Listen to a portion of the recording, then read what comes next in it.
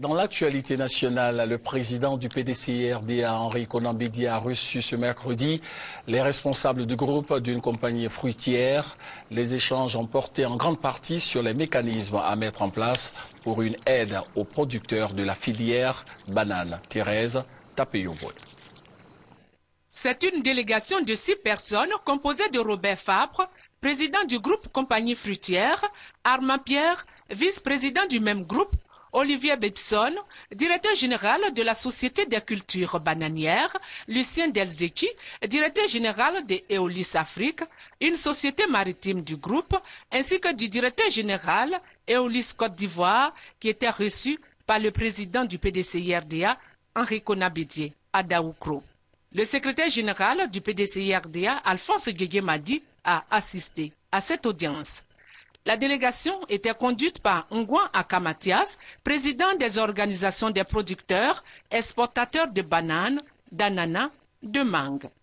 La délégation a échangé avec le président Bédié sur les mécanismes à mettre en place pour bénéficier du soutien de l'Union européenne dans un contexte de concurrence. Nous sommes venus demander le soutien des autorités de la République de Côte d'Ivoire à un moment où l'Union européenne va mettre en place des moyens d'aide à la production et au développement de la production de bananes en Côte d'Ivoire.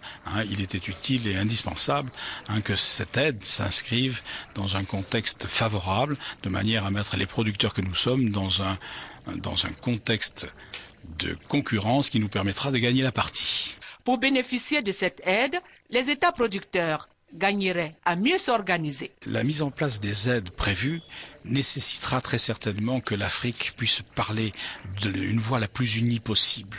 Et donc le Ghana, le Cameroun, qui sont également des producteurs de bananes, auront tout intérêt à emboîter le pas à ce qui aura été décidé par le gouvernement de la Côte d'Ivoire. Arrivée dimanche dernier en Côte d'Ivoire, cette délégation a déjà été reçue par le président Alassane Ouattara.